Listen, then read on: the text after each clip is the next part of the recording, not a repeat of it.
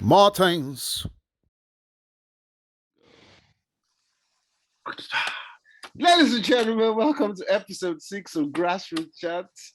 From a very sunny Jamaica, we have Mike and the Angry One. All the way from celebrating a wonderful point in the city of Manchester, we have AK47. He's smiling, he's happy, the positivity is back. 2 wins from 2, Mr. Thanos. And not with so much enthusiasm, on the other side of North London. From the 3-point lane, Mr. Kareem of Tottenham. How's everybody doing? Everybody going well? Everybody doing nice? Yeah, So before we talk about the juicy stuff and how Southampton actually managed a draw with City, how Rudiger scored and was dancing in the 3-point lane, Odegaard's free kick, we are going all the way to the northeast. So, of course, when you hear the northeast, all we talk about is the beautiful Newcastle, the Geordie town, and their wonderful owner, Mike Ashley, who's refusing to sell for some reason and pretty much outpricing buyers. However, with very sad Geordies out there, there is one bright star, a gentleman called Allan Saint-Maximin. I mean, this guy is shining so bright, man. You have to talk about him. Whether with Newcastle looking like they're whack, but this guy is doing great things. Now, my first question is, you must give Newcastle's recruitment praise because this guy was brought from Nice in 2019. Not much have been heard about this guy, but he is actually doing things. Statistically, it doesn't give you great numbers like, the data people like, but what we see, man, our guy is a talent. The first question is, Steve, as I always like to start with Big Steve. Is he bigger than Newcastle, or is he getting bigger than Newcastle? Or is it too early for us to get too excited? He won't stay at Newcastle. Definitely. He's got too much talent to stay there. The question mark of saint-maximin is that if he can take a step up and go to a so-called a bigger club in the Premiership and still have and then increase his discipline to actually fit into a bigger club. But his talents are above Newcastle. What discipline does what when you say discipline? What you don't think it's discipline enough?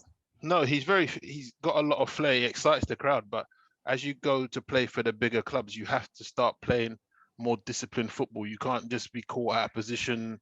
You're not going to get a free roll, not unless you're really exceptional. So if he steps up, he will have to be more disciplined in his play. So from what you've seen, AK, and from what Steve is mentioning, so is saint-maximin, what would you say is his best position? Because he seems like he has played all over the place. Thank you very much. I was going to say the same thing. So I would say when I watched him the first 2-3 times, I wasn't really impressed. Maybe I judged him too quickly. Oh, here we go. Graham Souness. But what I saw last season and this season, especially against Man United, he's so good. He's very brilliant. Like he should be playing in the top 4. One of the teams in the top 4. He's that good. I don't know what his best position is because against Man United, he played as a false 9, and I've seen him play on either wing. So I think he's anywhere in the forward position is good. He'll be very good there. Surely with all the heat that Steve Bruce is getting for Newcastle and the fans wanting him to leave and all that story, surely they should be able to give him some credit for making saint-maximin look like, the next Messi. What do you think, Karim? I think he's a great player. I feel like what he's bringing to Newcastle is outstanding. Kareem sounds depressed, man. Fucking hell. It was a long weekend, my friend. But yeah, I think he's doing well.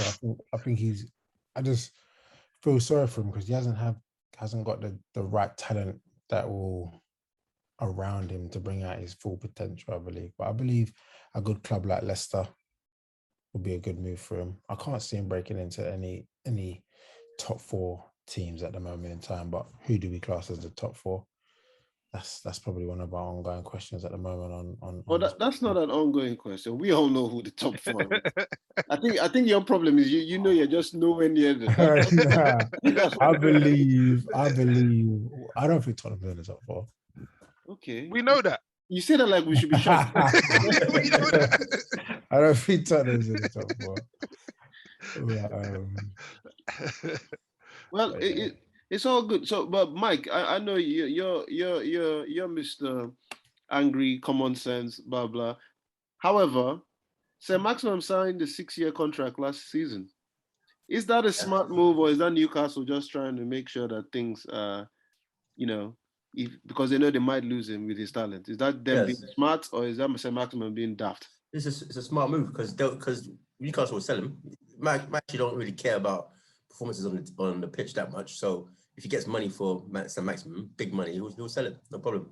So that's not an issue. So it works for both. He's got the security of a long-term contract and also a big money move when and if it comes. But Kareem's right though. He shouldn't probably go into what we call the top four yet. He probably should go to a top six, so like a Leicester, a Spurs, something like that for now. Otherwise, he runs the risk of doing a Zaha too much too early.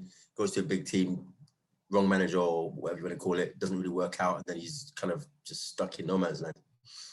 Yeah, but I mean, it's a good comparison with Zaha. But at the time the Zaha went, it was 1 year. Fergie left, Moyes came in. There were rumors, blah blah blah blah.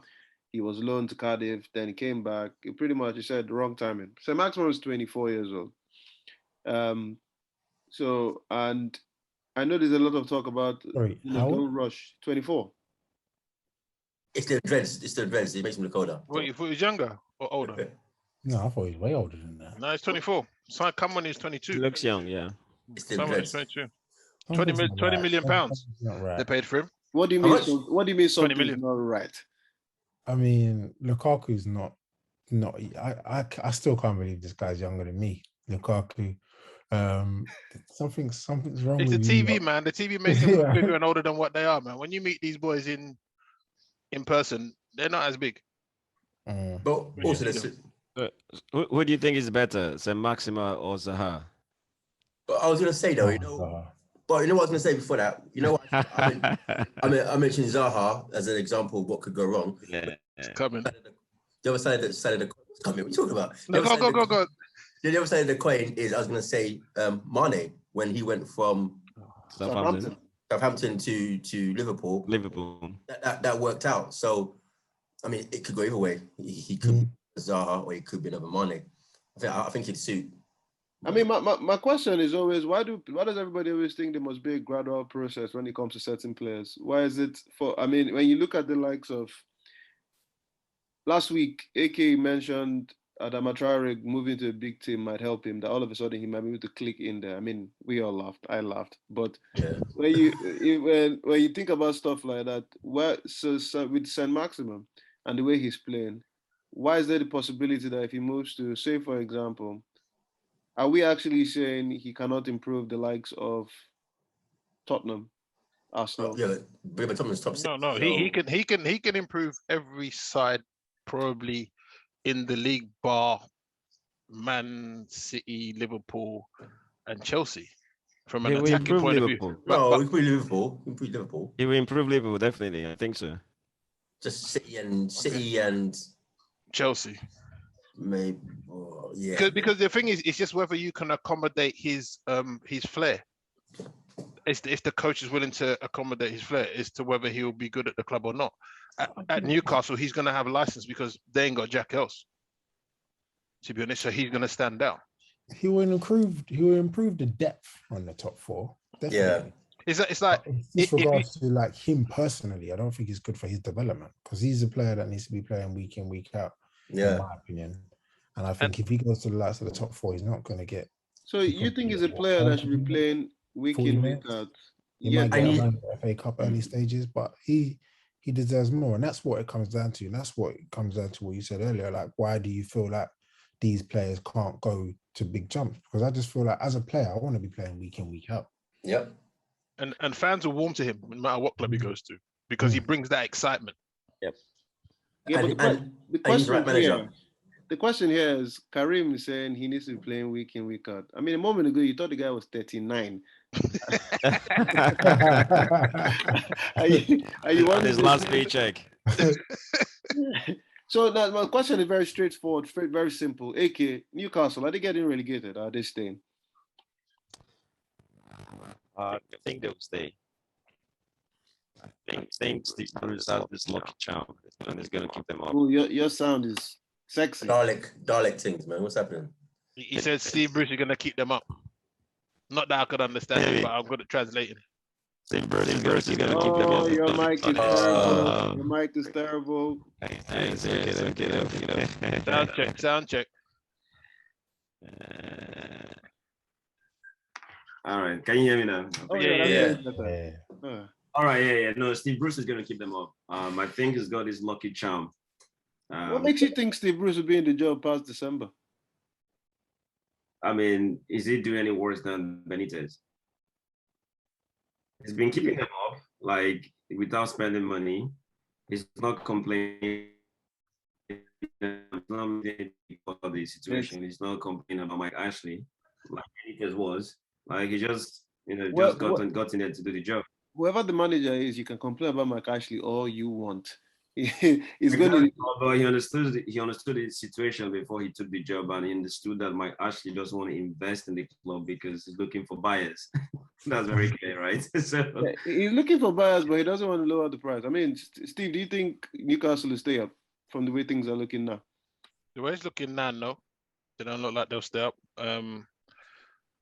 But it's early in the season, so if he can sort them out defensively to not concede goals, then they'll be in a better place. But I'll touch and go whether they stay up or not, to be honest. Okay, Mike? Yeah, it's too early to say for them. Might go on a little run with, Joey Willock scoring 25 goals or something, who knows. So I like it how Arsenal fans still think Joe Willock is on loan. He's gone. He's not coming back. Alan Wilson for sure. I mean, Callum Wilson, Willock, will be the difference. saint-maximin, they got some good attacking talent, which can score goals. They're not one of those clubs that, who was it last season? Sheffield United, they couldn't score at all. So then if you can't score and you're conceding goals, you're definitely gone. But Newcastle's think that they can get a bit better defensively. Now the keeper's back, and then attacking wise, they will get goals. They will score. And Karim, Newcastle, what do you think? I think it's too early to say at the moment in time. I would like to see him stay up, but it's too early to say at the moment in time. Okay. I'll tell you one thing though, if Mike Ashley sells, I'm going to Newcastle for that weekend. It's going to be one hell of a party. The fans are going to love it. They're going to celebrate. I tell you, it's going to be like winning the league for them. Yeah. I'm telling you. That's a good shot. Good shot. When you're booking that ticket, make sure you book for everybody else. Yeah. As soon as it's announced he's selling, and it's done. Mean, everybody but Karim though. Karim doesn't like saint-maximin. I don't think he'll be welcomed in the No, I like him. I think he's a good player. I do, honestly. I'll take him at Spurs at this moment in time. Yeah, who wouldn't you take? Pepe, probably. You would take Pepe? Never. Exactly. Well, speaking about that, we'll touch on Leeds a little here. So, I mean, last season we had the conversation whether Bielsa is a world-class manager, whether he's a great manager. I didn't think he was. I still don't think he is. I think he's a good manager. And I think I remember clearly Mike said he's a great manager, he's a world-class manager. Yeah. But how can you be a world-class manager when everybody knows exactly what you're about to do? Your setup is very predictable, and it's pretty much it is so easy to get. I mean, looking at Leeds now, you know exactly how they're going to play. And once you can contain them and contain that counter-attack, they're done. Yes, they started well against Newcastle, but is it a situation that Bielsa needs to adapt? He needs to improve that team one way or the other. What do you think, AK? I mean, I'm beginning to get worried for Leeds. Bielsa is a very good manager. I respect him, for what he's done for football. But like you mentioned, one thing about him, he's a very stubborn guy, and he believes in his principles. He's going to die by his principles. He plays the same kind of system. The problem I have with them is they look so vulnerable on the counter-attacks. And like we saw the way like Man United and Liverpool tore them to shreds. And I think also from what they did last season, obviously there was an element of surprise because they got promoted and had their first season in the Premier League for a long time. And they were playing this, fluid attacking football, and it looks like people have found them out. All you need to do probably is just to counter-attack them. They leave spaces behind so much. So I actually feel genuinely worried. I think it sounds controversial, but maybe even Newcastle has a higher chance of them staying up than Leeds. I mean, that's a big shot. I mean, Leeds though. The Leeds fans think he does no wrong. They worship that guy, man. He's like amazing. It's the best thing that's happened to them in a long, long time. But I just look at that team and just think, you have a setup that just says we either have to outscore you to win, and if they don't score, that means that's it. So what needs to change though? Well, I mean, obviously their defense, but how would you, if let's say you could advise him, what would you tell him? What would you tell him, Karim? First of all, I think he's a great manager. He's got tremendous knees. I don't know how he sits in that position because I sit in that position for 2 minutes and it's a wrap for me.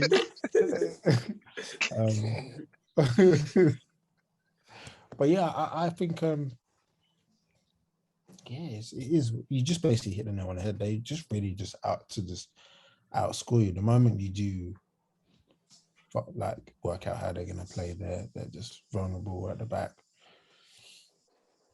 I would advise them to spend in January to get some defense in. Really, I think. Other than that, I think that Patrick Bamford's a good player. I think I forget his name, Rafinha. Yeah, Rodrigo. Those two guys. A great player for Leeds as well. Very good player. He creates a lot for them. So and the guy that came from Valencia as well, Rodrigo. Yep. I mean, the question to Daniel James. Sorry. Didn't Daniel James?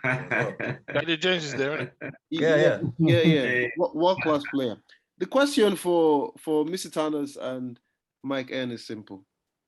Lightly, please don't run away with this question. It's a very simple question. You both think he's world-class managers, right? Well, I do. I don't know about Steve. Okay, so Mike does. Mike, will you take him over Arteta? Yes, right now. And Steve? Nope.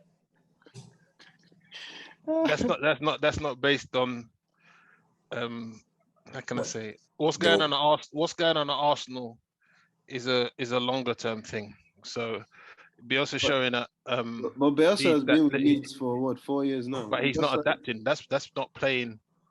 That's not being in the Premier League and climbing up the Premier League trying to get top 4. That's coming up the divisions. But wait, hold on. So now he needs to adapt. But does he know, or does he need to get better players to play the system? He's not going to get better players. He's not going to get those kind of players at Leeds. Because those players are the same players that more or less he came up with more or less for the most part. They've been a massive. I mean, the core of the team has stayed the same. But as he says, as a manager, if you can't adapt, though, he has had a good first season in the Premier League. But but he can't get a big job. That's another thing, because he's the kind of guy that falls out with every single club owner. What's wrong with that? He's a bit of a crazy guy.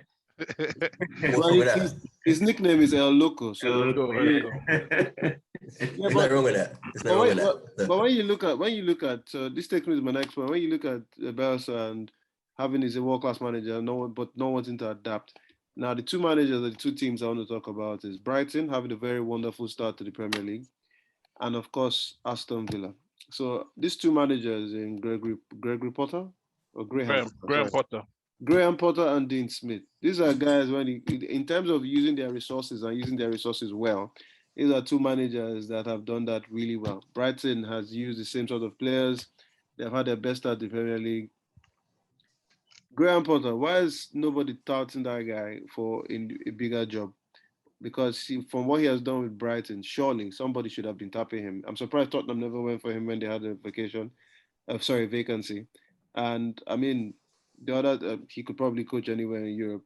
So what do these managers have to do? Let's start with Brighton. In this weekend, they beat Leicester 2-1. Lots of dodgy VAR calls, but what is Graham Potter doing? Or what more does he need to do to prove that, look, I could have any wonderful job out there? Or do people just look at it and think, this is just a matter of fluke? Mike? There has to be a vacancy first. What's happening? You I mean, there have been vacancies. How come nobody? Where? Tottenham was vacant beginning of the season. Tottenham was opening legs for anybody, man. Just giving anybody to come. And then they got no. They got Nuno, right? All right, so they got Nuno. Fair enough. No, but right? he was linked. He was linked. Potter was linked. Hey, linked, bro. Look, giving it out like candy, those boys. Anyway, so they got Nuno in the end, right? But what other vacancies are there? Aren't none. So come December, there'll probably be a vacancy. Then we'll see if he gets well, linked. he won't leave his team in December though. Would you leave his team in December? And also, it has to be he's kind of invested in that team. So it has to be a step up, really. The step up is what the Villas, the Leicesters, the Evertons.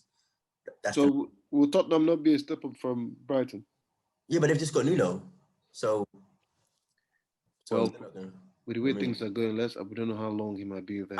It's only a couple of games. They'll be all right. We're talking about Daniel Levy here, man. This is a guy that he might. Poch is coming back. Yeah, he subbed Messi the other day. Messi's not happy, bro.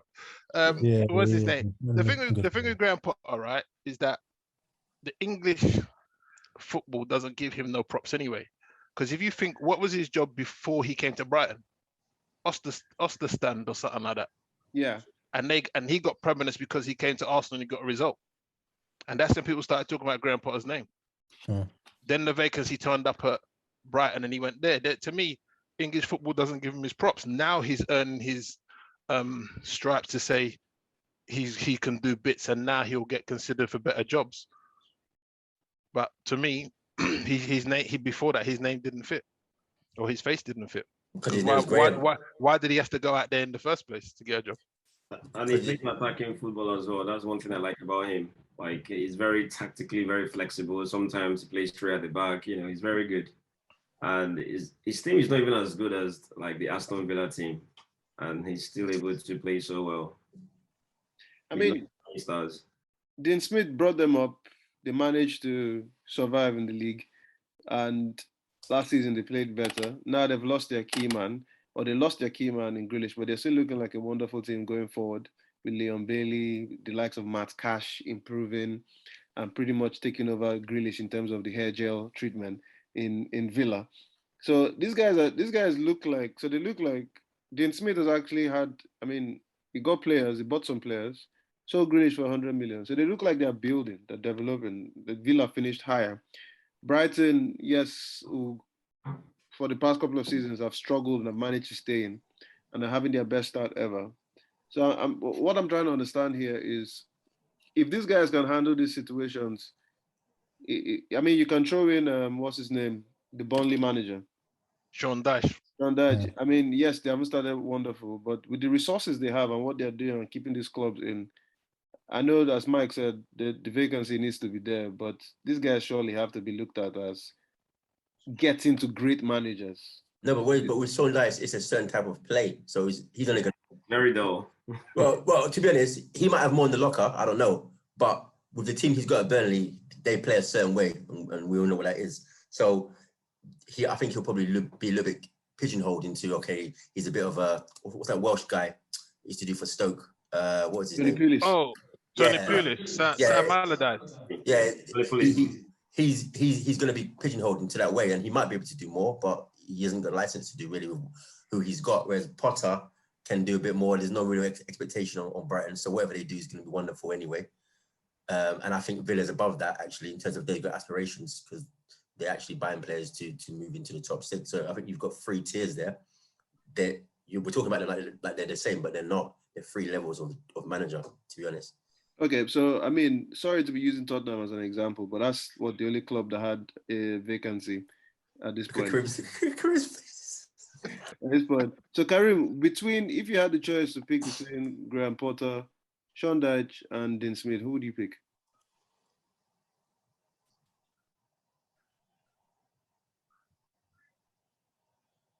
Take your time, sir. Graham Potter, I think. Why? I think the style of play is more of the Tottenham DNA, as in fast attacking football. Yeah, I knew you was going to say something about this Tottenham DNA. Go on, fire away, man. Fire away. So if football was a crime scene, and they found this DNA. What would this DNA be? Because everybody talks about this Well, Tottenham DNA. attacking football, that's the Tottenham way. We're not used to this whole sitting back and defending. This is why Poch suited the team well, the Harry Redknapps, the AVBs. This was a sparse attacking footballs, you know. Okay. So I mean, Mike, who do you just described the managers as three different tiers, but who would you pick for if you're on a board and there was a team? So let's use DNA of Tottenham. Who do you pick as the manager for the DNA? It would be Graham Potter. Kareem's right. His style of football fits what Tottenham think they should be playing. Whether or not they'll get the results with that, I don't know. But that's the style of play they want to see. Because they don't really care about results anyway, to be honest. So I'll take Potter if I was Tottenham. I wouldn't take Daesh because that's like a low-grade Mourinho, really. So what's the point of that? And then who's the other guy? Dean Smith. Dean Smith, yeah, but I think Potter's better than Smith anyway. So you take Potter, wouldn't you? Because like I said, they're three tiers, and Potter for me is the level below a Tottenham manager, if that makes sense. So the next level for him would be a team like Tottenham, which is top 6, isn't it? So during the Brighton Leicester game, the VAR call.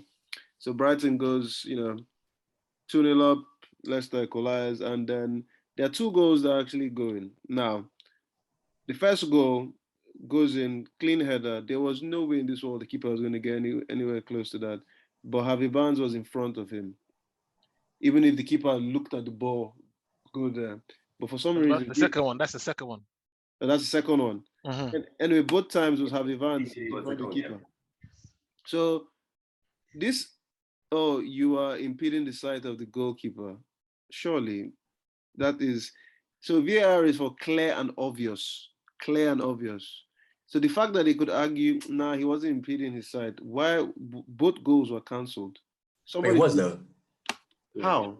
Because he's there. So so what you're saying is, once I stand near the goalkeeper, I'm impeding his sight. Once I stand near him, whether he can see the ball or not, you see the key thing there. The key thing there is not putting a defender on Harvey Barnes.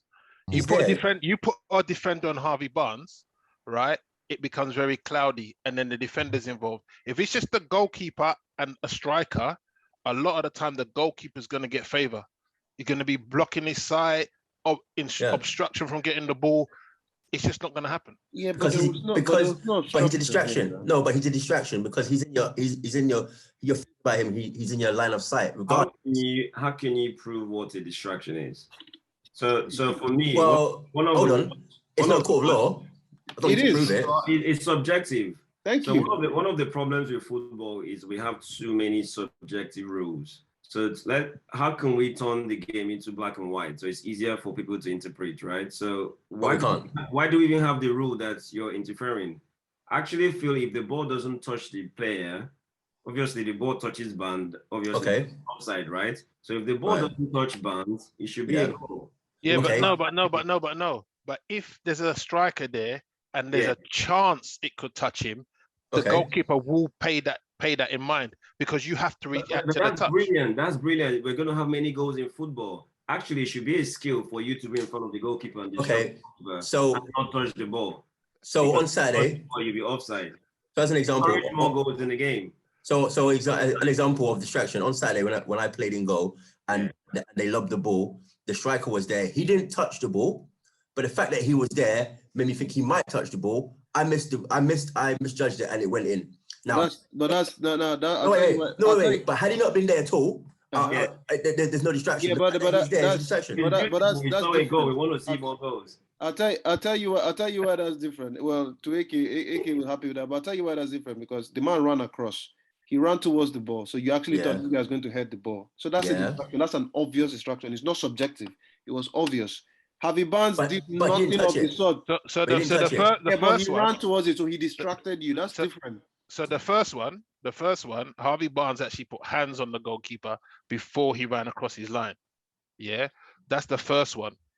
Okay, yeah, so the first one, and when you said he's in the line of sight, the second one, where the header is from and where it's going, I can say, yeah, the goalkeeper, if you're going to dive and hit Harvey, you can dive and probably say you're going to hit Harvey Barnes.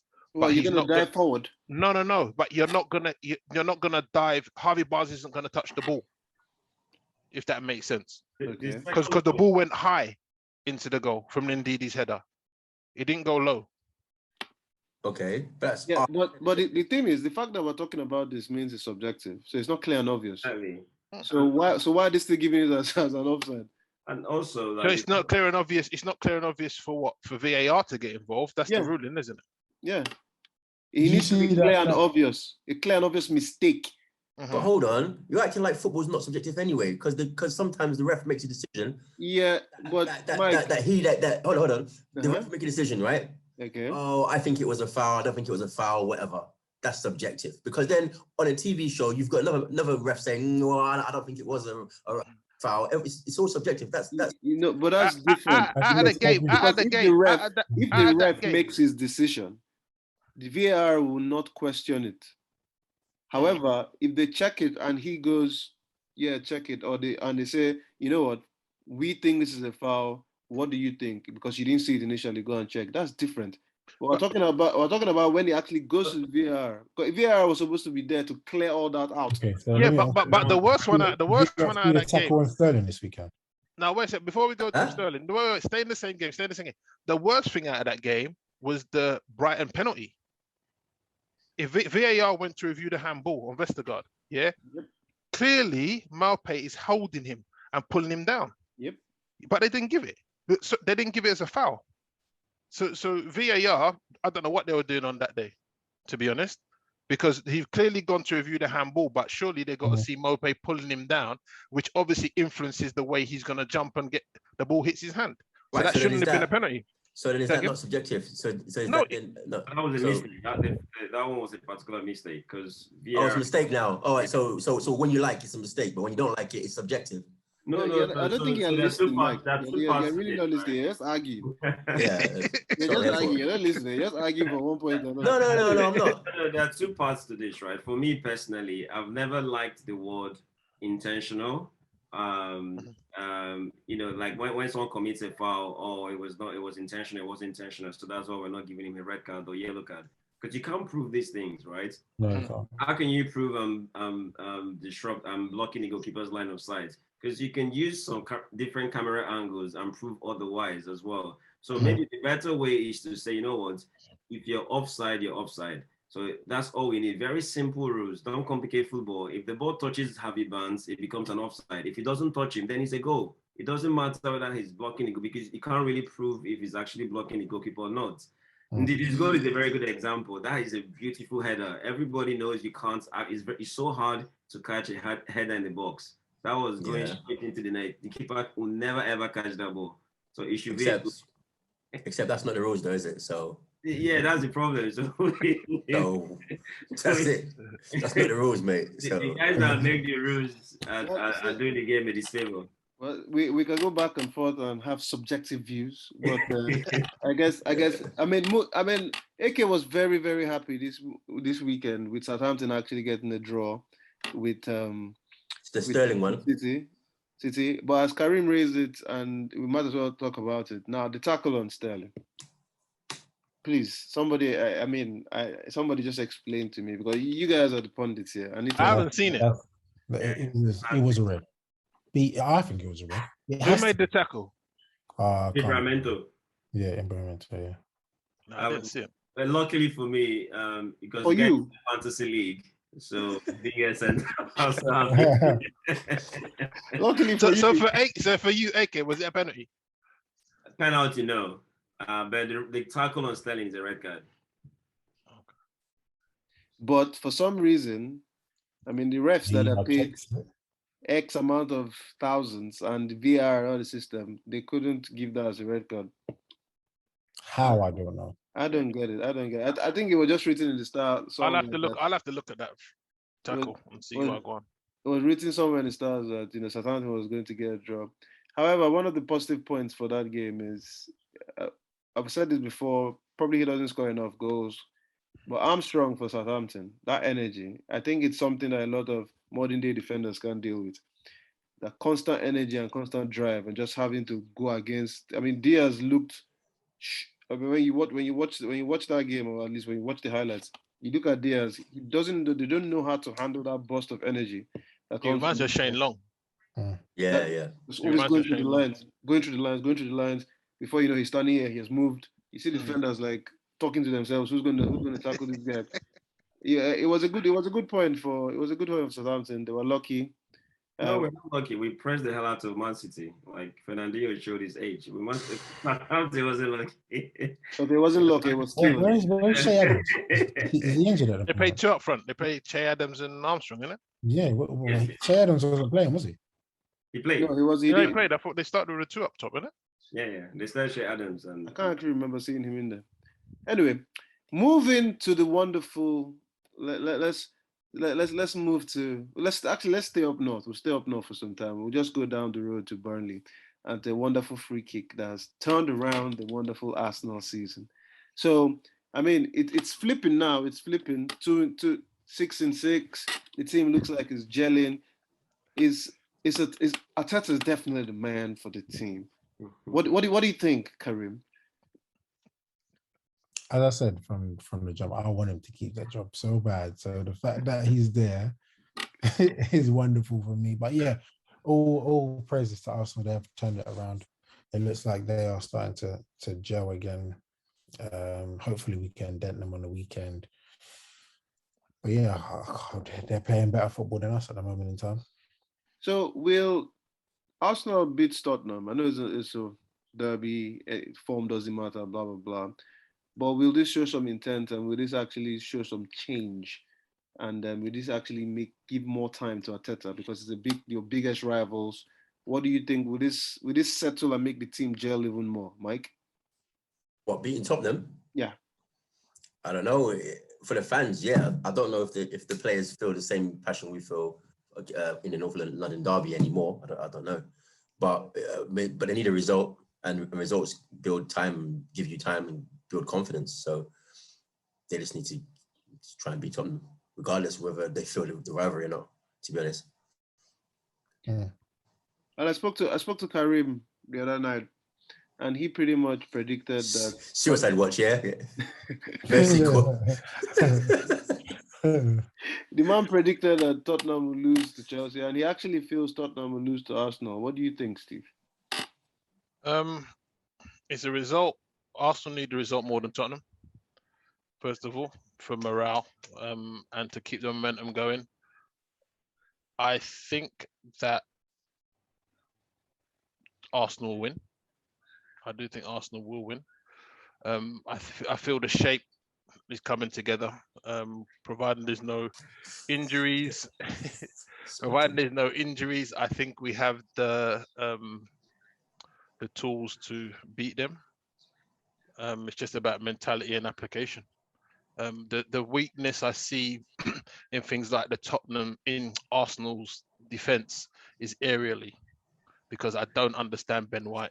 I don't see him dominating in the air. So if Tottenham were to play a game where they're going down the wings and whipping a lot of balls into the box, that I see is more of a vulnerability than anything else. But looking at how he played against against Burnley, they seem to be able to withhold that. I think Gabriel playing at the back is a very, very big influence.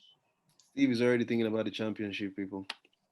I was talking about Tottenham, that's why. That's why. Okay, what do you used to get excited about the North London derby? Do you actually see it as one of the great fixtures, or is it just two has-beens that play it? Two has-beens. One has-been. You have to be there to become a has-been. I don't think I ever saw that fixture. I don't know what the hype about the fixture was anyway, because I mean there was a time when Arsenal were just kind of light years ahead of Tottenham, and obviously Tottenham caught up, so they're kind of on the same level now. But the two teams are not like maybe contending for the title. So did Tottenham catch up, or the Arsenal just drop? Combination of the two. But I liked what I saw in Arsenal this last weekend. I watched Edu's interview, and his argument was that Arteta has not had his first 11 since the start of the season, And when you look at the lineup against Burnley and say that, the first time you're seeing Gabriel, White, Odegaard in the middle, all the star players starting ESR and Saka, it's the first time they're actually having a decent, like their strongest 11. So I think Arteta needs some time. Yeah, they'll probably beat Spurs. You never know on Sunday. Okay, so Steve, you're going for an Arsenal win. Mike, what are you going for? Because you've actually not said who you think will win. I think we could win, but I think it's going to be a draw, to be honest. Which playing home? Arsenal as a whole. It doesn't matter, really. I think Tottenham are a better position than Burnley and Norwich. We beat and we beat 1-0. We were happy about it, but Tottenham is a different kettle of fish. Even if you take out the fact that it's a North London derby, so I think Tottenham's going to be an actual test. That's probably the first test we've had since we've apparently turned this corner. So we'll see. But will Saka be back by then? Saka? Yeah, sorry, Xhaka. He got a red card. Who cares? What are you talking about? That is the problem. I mean, why? I hope he's not back, because if he's back, no, he is back. He's eligible to play the game, and that is the problem. If Arteta brings him back in straight away, that's a problem, and that game goes from winning and be momentum to possibly get a draw.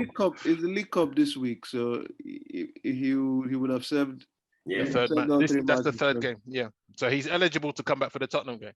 So and if Arteta brings him straight back in, even if he wants to play two holding midfielders, and he brings him in ahead of Sambi, it's a wrong move.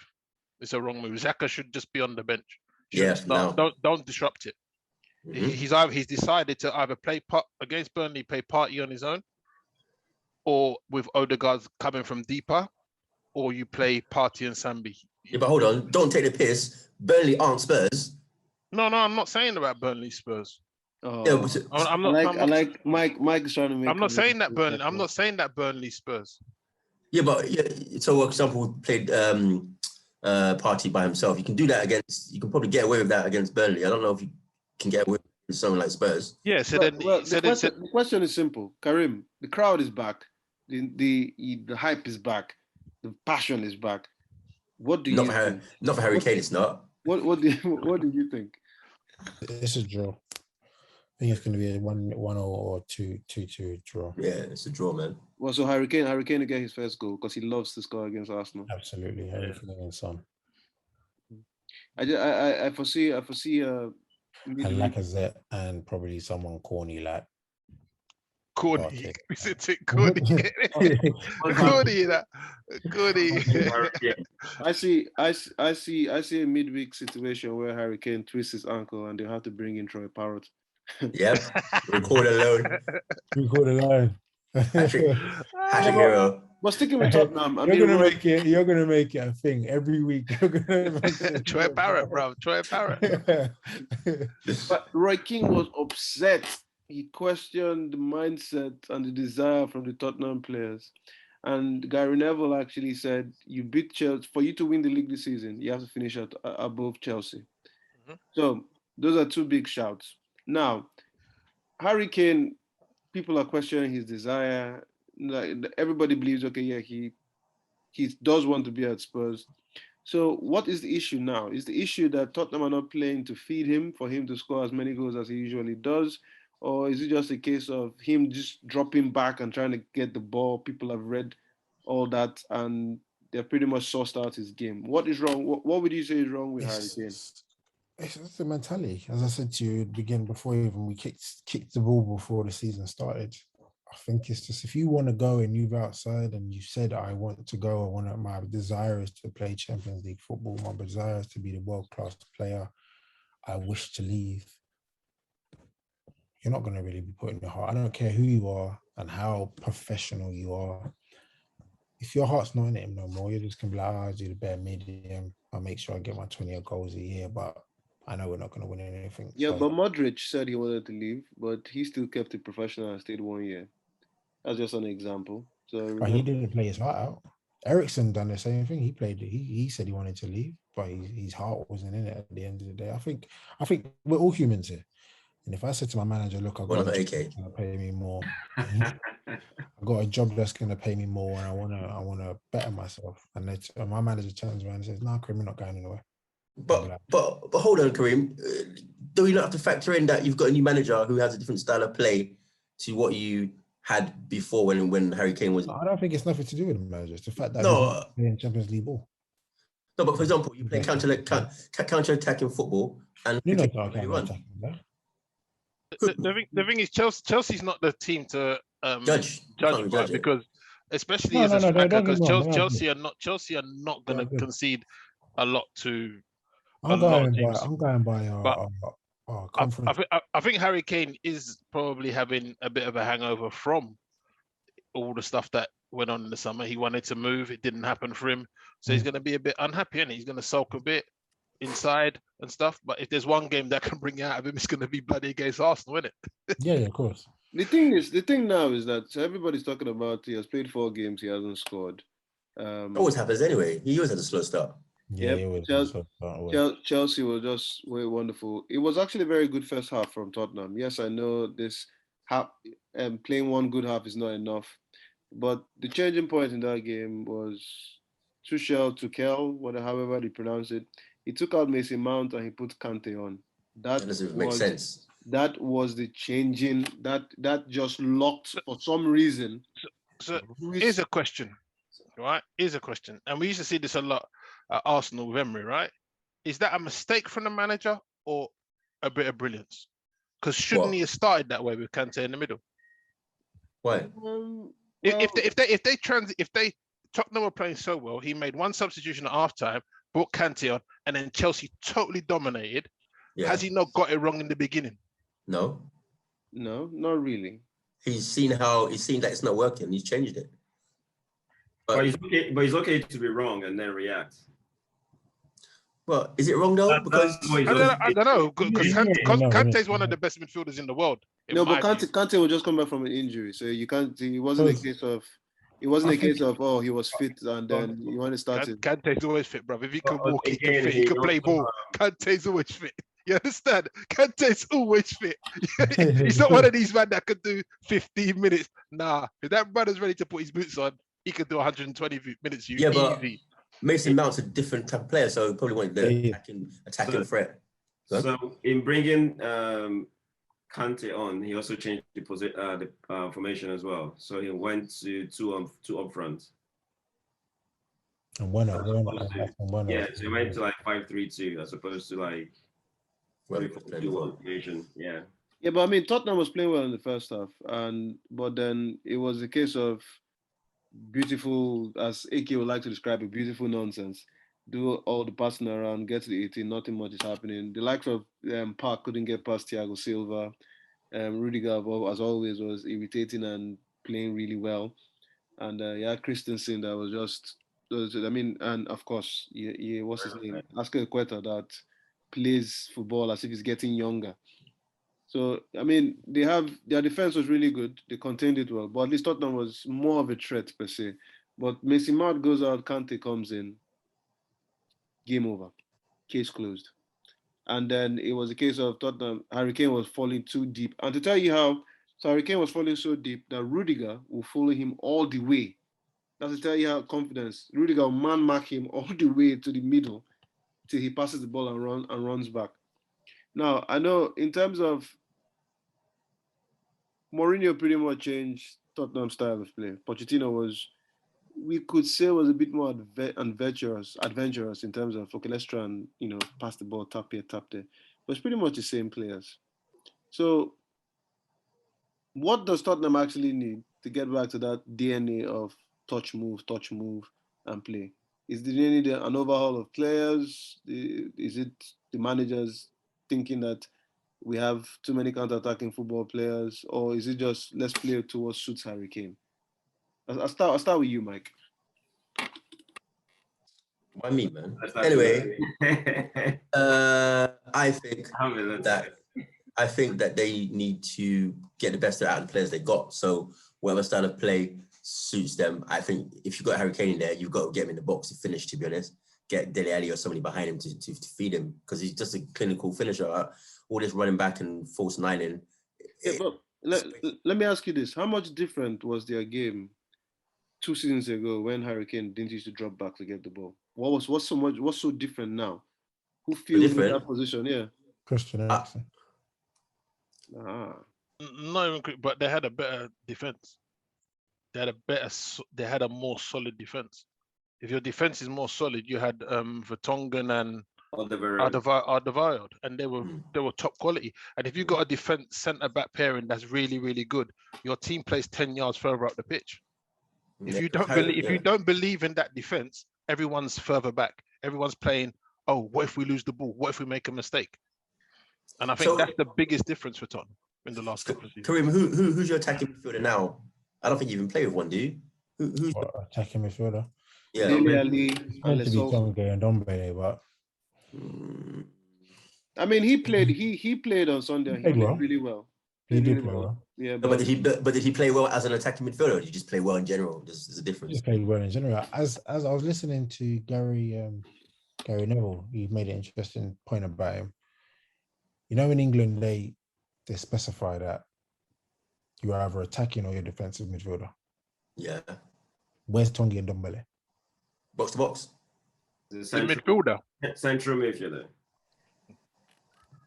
And in England, no one really cares about them and they really do it. Because look at Henderson. Henderson's probably a CM, a central midfielder, as we yeah. Does he get any recognition whatsoever in the Liverpool team? I mean, he's a class centre midfielder, but in England, no one really cares about him. Either you're a super defender like Conte, or you're an attacking midfielder like Christian Eriksen's or De Bruyne sort of things. De Bruyne, Bruno, yeah. Bruno. Who? ESR, yeah. ESR. Let me talk to you. Interesting you say that, because yesterday Conte was actually was the more of the advanced three midfielders. And my brother is a Chelsea fan, and one of the things he was telling me yesterday, and we both agreed on this, like, because of the physique of Conte, he's so quick, you can't even dispossess him. So I think... Yeah, did you see Harry Kane trying to do that? Yeah, that meme, that's funny. Most people think Conte is a DM, but he's actually much more than that. Like, he's actually a well-rounded midfielder. Yep. I mean, because Sarri actually tried to bring it out of him, tried to make him play more advanced. Yeah, the problem with that was that's his game though. Like interception, closing the ball down quick, getting on the first touch. That's his bread and butter. As AK says, Conte he has revolutionized the DM role, man. He's not the Makalele role, it's the Conte role. That come from Makalele's mouth. When he was in Leicester, I don't think he was even sitting as well. He was actually also going forward. No, but it's because, as you say, because he can do both and he does it really well, you wouldn't notice. Now, the problem with the problem Sarri made was he pushed Conte forward so Jorginho could do what he's doing now. Yeah. That didn't work because Jorginho is supposed to be the one to have that freedom. But at the same time, in English football, you can't have that. You have to be able to defend. You can't just have that freedom. But when you see Jorginho for Italy, and when you see him now, because they've actually made it, Kante is playing where he's supposed to play. Everybody, I think Kovacic for Chelsea is a very underrated player. Nobody talks too much about the guy. Done well. But he does a lot of the dirty thing and allows Jorginho and Kante to actually play. Chelsea is looking really good. I guess the Arsenal-Tottenham game will determine. It will be another kickstart because they both need that win moving forward. It's going to be a draw. So. I think where Tottenham lost the game yesterday is it was a game of two halves. So Chelsea were in some trouble in the first half.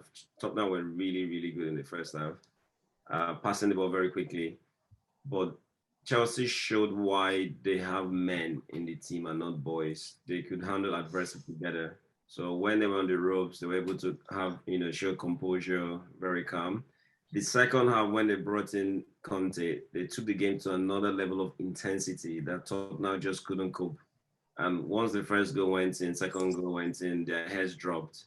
So that's the difference between the two teams. When the first time Tottenham were in trouble, they just couldn't recover. Yeah, but hold on. What's the big issue Spurs. It's not as if Spurs are looking at relegation. They're still on for a top 6 finish. They beat City. They lost to Chelsea. I don't see what the big is. Everyone's saying but it's Chelsea it's a level of The manner. it's a level of expectancy. So yes, you said they have beaten City. yeah. They went to Wolves and they won 1-0. Those are games that last season they will crumble. Right. And then they beat who was the third team? 1-1-0. So the way they started, it was only the next thing anybody think of is, well, the only way here now is up. We've beaten City. Yeah. We went to Wolves, and this is a place that we normally struggle. We won. Yeah. So for you now to lose to Crystal Palace the way they lost 3-0. That was a kind of a fluke result, but yeah. Yeah, but you still lost, fluke or no fluke. You Okay. still lost, and then you played Chelsea at home. Yes, Chelsea is probably arguably the strongest team in the league right now, but Okay.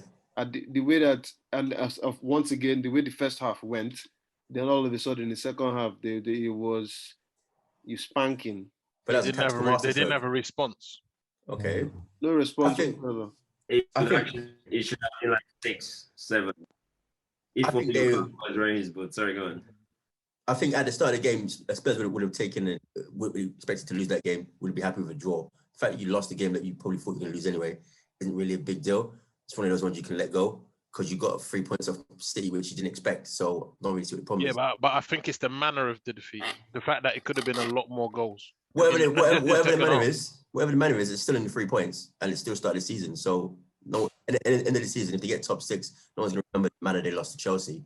So, do you know what I mean? Let's be realistic. Well, you don't want to be suffering a spanking just before the North London derby, right? So you want to be able to lift your team. Well, the thing is, the advantage of it is he doesn't need.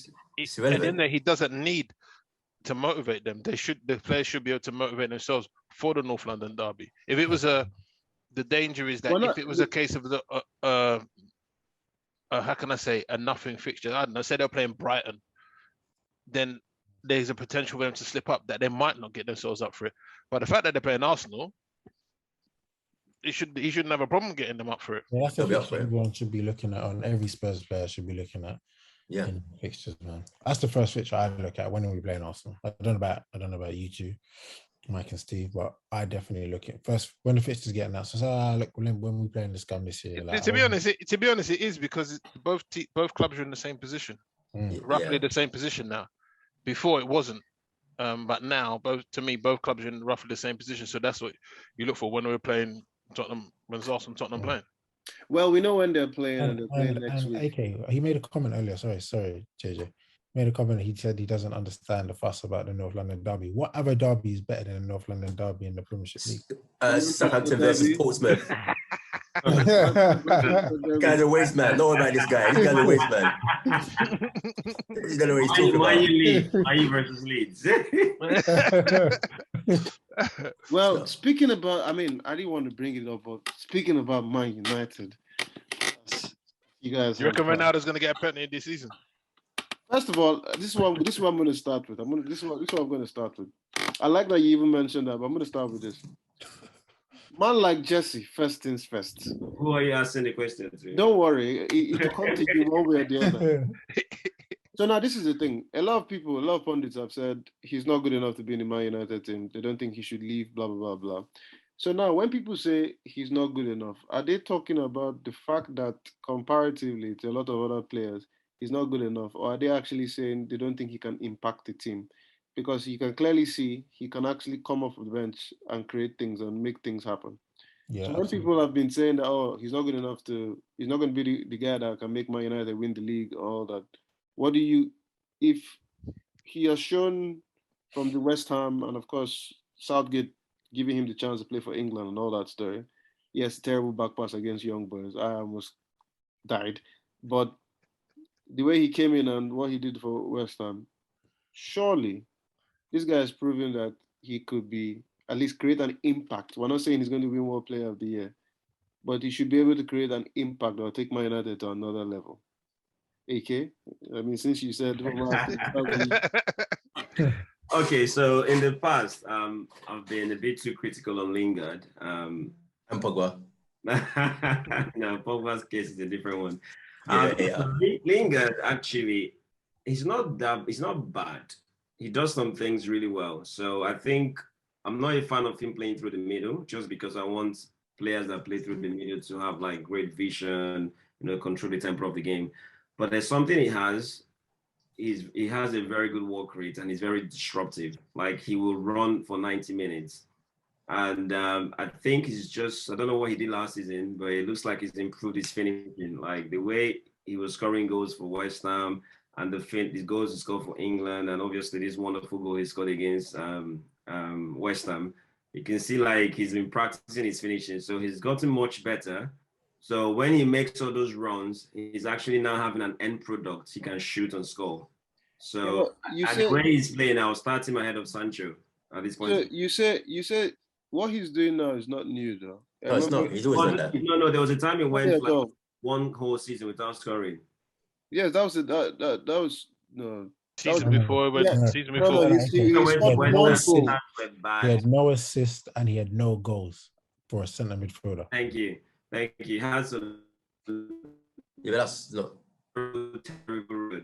He went through a season that was really bad. But I remember there were seasons that he was literally Man United savior, scoring goals and all that. He went through, even him admits it, that before that, the slump he had, that he was going through stuff, blah, blah, mental health and all that. Van Gaal improved him, yes. But then after that, I don't think he was great for Mourinho. So basically, he's an impact player for a team like Man United, but for other teams like West Ham, he would start. Yeah, I think the way he's playing is more than an impact player. I think the way he's playing, he should be starting ahead of Sancho. That's because you're an absolute nutter. I'm telling you the truth. Like, come on, man. He's a problem. This guy, come on. Sancho has been quiet. Like, Sancho's just coming to the league. He's just coming to the league. He's going to need time to adjust. Come on. I think the role for Lingard is similar to Solskjaer. Yeah, when they had York, Cole, Sheringham, and Solskjaer. I agree. Lingard can come on and make a difference. He can impact it.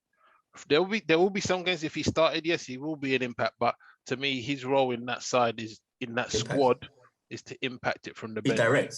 He'll get on and he'll just get a goal or assist or something. But then again, if Man United didn't play him, would they miss him? I don't think so, because you've got a lot of other players that can be an impact as well. You got man like Rashford sitting down there.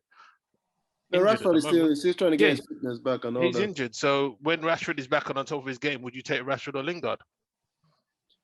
Well, depends where you play Rashford, Lingard. It all depends.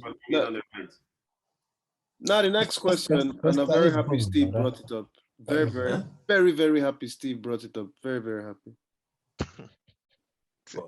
Charlie, so before last season, all the talk was Man United gets all the penalties, or the refs are scared, yada. But clearly now, we're seeing that people don't want to give the Man United team penalties when it is a penalty. Well, wait. Hold on. Let's go. Because no. Because mate, out of all those ones, all those decisions that game, the Wan-Bissaka one was the clearest penalty going. Which Wan-Bissaka one, please? On Souček. That was not a penalty. Of course it was. If Souček wasn't offside, it's got to be a penalty. Was Souček offside? Completely. Was he offside? No. Yes, he was. Of course he was offside. He wasn't offside. He was offside. He gave a free kick. Souček. He gave a free kick against Souček. Of course. How? Wan-Bissaka, please, first of all, this is the problem. You see, that's the problem with Grassroots. See, we need to do screen share. I'm going to update the technology on this so we can play back these things. Update the technology and make sure when Sky Sports sues anybody is you. Because if you hear that footage... Copyright. It's you. But you guys should have a look at that. That was a foul against Wan-Bissaka. However, are you telling me the foul on Zuma against Cristiano Ronaldo, that wasn't the penalty? No. I didn't say that. I said I'm asking. The Zuma one. Ronaldo doesn't help himself because he goes down a bit too early. He goes down. He starts to go down before. So the first Zuma one against Sofal. The first one against Sofal. That was a penalty. That wasn't the penalty. That should have been a penalty because he left his leg out. That wasn't the penalty, in my opinion. That's more clearer than Zuma's one. That was clearer than Zuma. Yes. Look, yes. see, if you look at it, it was so Ronaldo, obvious. really It was so Ronaldo. obvious that so far is trying to come out, and Ronaldo is trying to do the whole fling thing on But him. he hits, but he Hit but it's him. contact of his leg. But when you see the Zuma one, well, Zuma gets Ronaldo nothing fell. of the ball. Yeah, but that's because Yes, but Ronaldo, Ronaldo's going down already. Trust He's me, not, guy. he's not going down from the Mount challenge of sliding. Zuma. He's going down already.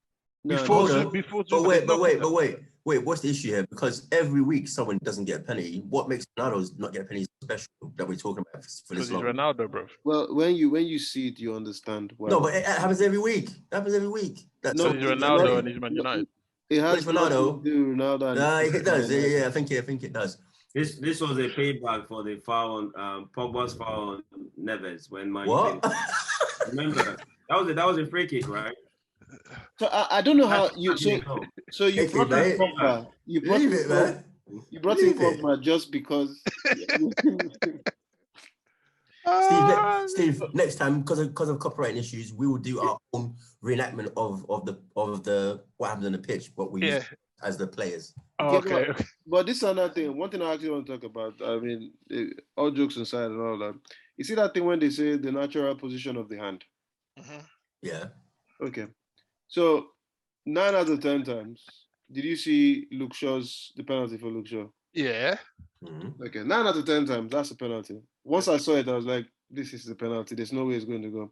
But now, you see that thing that they call natural position?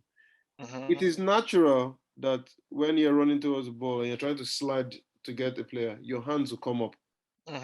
We all play football. Of course, Karim. Did you notice Karim? You're the only one that went. Yeah, but you say that, yeah, right? You say that, but for us man playing on a Saturday, yeah, that might be the case. But I see countless amount of defenders sliding with their ball, with their hands behind their back, but as they're going to the side and stuff. That's exactly why they don't slide well. Cancelo does that a lot.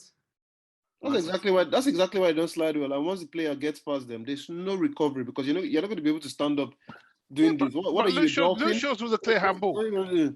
Luke Shaw was a clear handball. Even De Gea said it. He said as soon as he saw the decision, That's what I'm saying. 9, in fact, 10 out of 10 times, yes. But the question, that's why I said the question here is, what is a natural position? Because, for example, if I jump to head, I must jump in my hands. I don't care who you are. There's nobody that tells me they're jumping for a header and they put your hands by the side and do that. No, but your hands don't have to go above your head though to jump. To start to jump, you do. I didn't say it has to go above. I said my hands will come up. I didn't say it has to go above.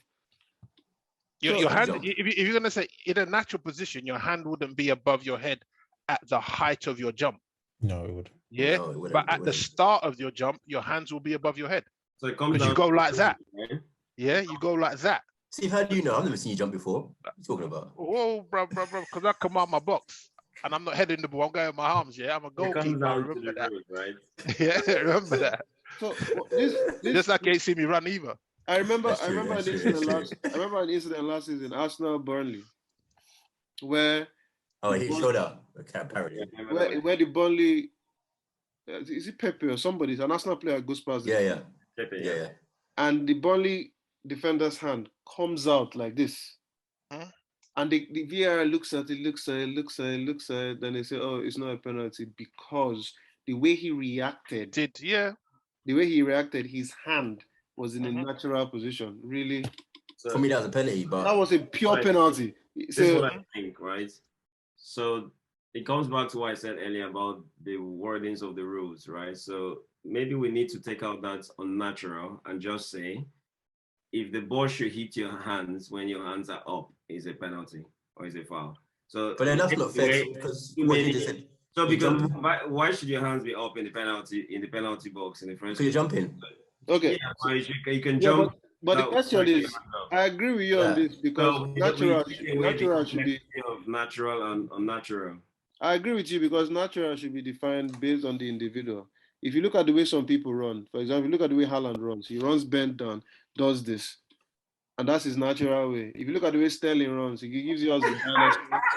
He gives us the dinosaur. He does that like a penguin. Yeah, he does that. But to him, that's his natural position. So if he's running towards you and he's doing that, and you shoot the ball and it comes there, they say, "Oh, his hand was out." No, but that's his natural hand position. So this one, when they say natural, Okay. So how would you rewrite? So how would you rewrite the rule? I mean, I follow AK. If it hits your hand, it hits your hand. Hands are out. Yeah, I mean, If your hand, it hits your hand. maybe if your hands are more than If 2 the yards ball, from the left or from your body, actually. if what's that again? If your hands are like 2 yards away from your body, it's a foul. So No, that but means, I would go if the ball hits the hand, if the ball hits your hand in the box, we're talking about penalties, yeah? Yeah. Right. If the ball hits your hand in the box, there's not another body part behind it, yeah? Huh? Right, and it's not deliberately kicked at your hand. So if if I'm like this, But how right? can you define deliberate? If I'm like this, no. If I'm like this, what is deliberate? protecting myself or like that, yeah, protect my head. Huh? Yeah, What are you right? playing football? That can't Why be. are you protecting your head? What, you want the ball completely smashing your face? Yeah, I'll take it in The the face. natural reaction will be like that. Yeah. Or if you're done like that, right, and the ball hits your hand, it's gonna hit your body. So that's what I'm Yeah. saying. Maybe So then it's not a penalty. It's not a penalty. No one defends like that, Steve. I'm not saying if anyone defends like that, but that clears it up. Yeah, but Steve, what you're saying right now is, Mhm. if I'm in the 18-yard box and my hand is down just by my body, Yeah. and it hits my hand, it's not a penalty. No. However, it's defined as your hand being in a natural position. No, I said, how would you rewrite it? How would you rewrite it? Because you said the natural position thing is based on individual, yeah? Yeah, right? as far as I'm concerned, so far as I'm concerned, if I'm in the box and someone kicks the ball and I go like that to protect my nuts, right? And it hits my hand, that shouldn't be a penalty. No, Because there's another part of my body, there's another part of my body behind the ball. But what if you slide to block the ball, your hands out, and then if my hands out, and if there's another part of my body behind the ball, in line with my arm, it's not a penalty because it's still gonna hit my body. Okay, but if I slide, my hand's gonna go out, yeah? Yeah. So if the ball hits my hand as I'm sliding in the opposite direction. And if there's not another body part behind the ball, it's a penalty. It's a penalty. Yeah, but Steve, if you're stretching or sliding, for example, especially I'm right-footed, so if you take the ball down my left and I'm running to try and get it, if I stretch out my left leg, my hands must follow.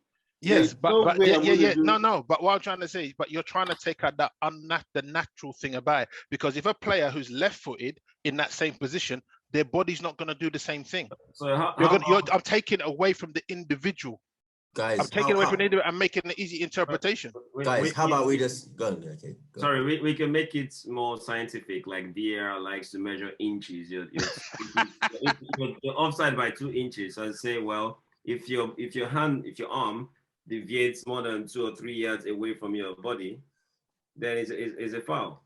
So how about what you're trying to do is to make sure you're not sliding like this. You're sliding maybe like this. How about what do you think this is? Singing and dancing in the rain? Yeah, because it's a bit awkward. I think the problem I have a problem when someone's arm is that high, and then you tell me it's not intentional, shouldn't be a foul. It should be a foul because your hands are just too high up. Like you should be using your head to go for the ball and not your arms. Okay. I reckon you should send my suggestion to the FA. I reckon that's us. I reckon that's us, bro. We make it, man. We're there. Well, while I'm just typing it up and sending. Yeah, now. Cool. Was it smart, regardless of the outcome? Was it smart or just sentimental for letting Noble come in to play that penalty? It's subjective, isn't it? If he scores, it's smart. Doesn't score. I think the fact that he brought Noble on as a goalkeeper, he gave more chance to De Gea to save it. How? Because Noble has a history of taking penalties. So if there's a few people on the West Ham side that De Gea would have studied, Mark Noble would have been one of them because he takes penalties. Yeah, but he normally scores them though. I don't think he's played all season. No, but it doesn't matter. He's on the bench. De Gea would have studied him as a penalty taker for that club. Hold on, but wait. But hold on. So if Mark Noble had started, he'd have taken the penalty anyway, and he been studied. So what's the difference? Because if you did give someone who's a lesser known penalty taker, right? The goalkeeper doesn't research them. The goalkeeper doesn't have that much of a clue. whether you research or not, you're paid shitloads of money, and you're our actual top penalty taker, and you know, Yeah. you just see that it's a calculation. It's not really a risk really, because you'd bet on him to score normally 9, 10 Yeah, times. but that's why I said the fact that they put on a known penalty taker and they brought Mark Noble on, it played more into De Gea's hands because De Gea would have researched him. Nah, I think it's just luck that you saved it. To be honest. I didn't see Penalty it. luck. Did he miss or did De Gea save it? De Gea saved it. Okay. It happens De Gea sometimes, saved innit? it. So this is a very interesting start, right? So De Gea has not saved the penalty since In 7 years. 2016, Yeah, right?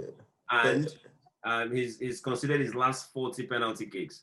yeah, but even And then what's his name? Noble Hasn't missed one. yeah, it's funny those. as well, right? So I think it makes sense to bring him on to shoot the penalty. Yeah, I it know does. sounds a bit funny, but I can see because they missed so many penalties. They missed like 4 of their last 5 penalties. So you're Yeah, bringing but then penalty taker. this goes back to the Euros where Yep. people were saying, "Oh, the boys didn't warm up enough." Blah blah blah. No, that's different because they don't have their stats. Sancho don't have penalty stats to back him up. Saka don't have penalty stats to back him up. Rashford did. The only Rashford had. Rashford is okay, yes, and he played actually the least. That shows you like the good penalty taker. He was just unlucky. So I think the guy was actually also lucky to save that penalty. he was lucky. Because we know Sorry, he no, never no, saved penalty. no offense, no offense. There was no luck in that save. It was a good save. What do you say is lucky? He's lucky, man. He never saves penalties. Look at it. Yeah, but sooner or later, he'll save one, won't he? And he did, people. He did. And the thing is, in those situations, to me, I just don't understand why you just don't put your foot behind it. Blam it. Done. I know. Try I and mean, place it. in Try and all place it. honesty, I don't understand why it's probably going to be the last kick of the game. Mhm. There was Just no play whoever. there was no point bringing. I mean, Declan Rice plays penalties. Yeah. He's been missing. There was no point bringing in Noble.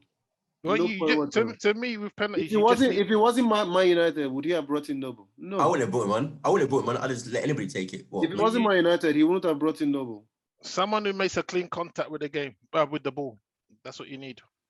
That's what you need. Well, Just put ladies your and foot through it. gentlemen, you can tell that Karim bedtime is soon. He's not bedtime because he might be back, or he might be back next Monday. He might have a lot to talk about. Who knows? Who knows? See, the game on Sunday will determine whether he's back or not.